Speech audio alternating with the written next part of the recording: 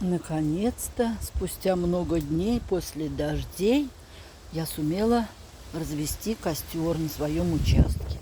Во всех обществах по-разному. Где-то, наоборот, разведение костра под запретом. А у нас настоятельная просьба все уничтожать, сжигать на своих участках.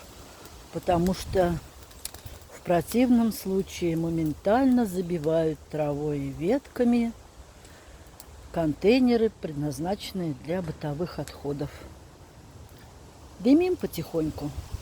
Все с соблюдением мер противопожарной безопасности.